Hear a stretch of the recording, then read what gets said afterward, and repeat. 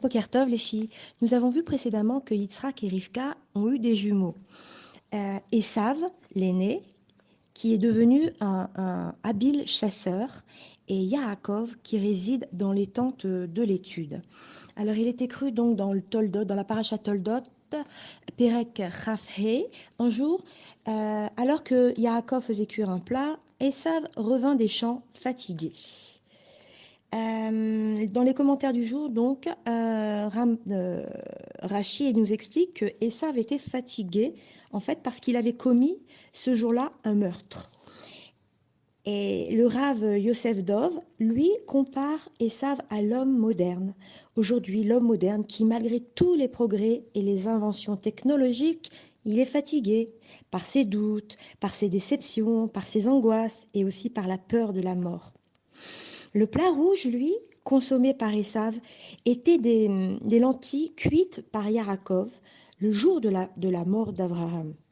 Dans une maison de deuil, explique Rabbeinu Behaye, on a l'habitude de manger des lentilles qui rappellent par leur forme ronde que la roue de la fortune tourne.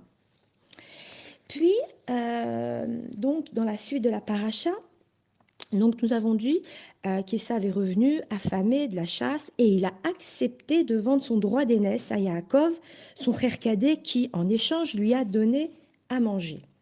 Donc il est écrit à la suite, toujours dans la paracha, Toldot, que Yaakov servit à Esav du pain et un plat de lentilles. Il mangea et but, se leva et ressortit, et c'est ainsi qu'Esav a dédaigné le droit d'aînesse. Alors, Ramban, dans les commentaires, nous dit qu'il mangea et but, se leva et ressortit.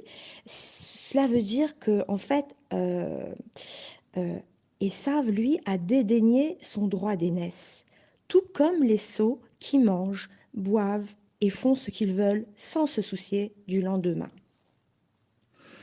Puis on voit dans la suite que Hachem est apparu à Israël et lui a dit « Ne descends pas en Égypte comme l'a fait ton père en temps de famine. Fixe ta demeure dans le pays que je te désignerai. »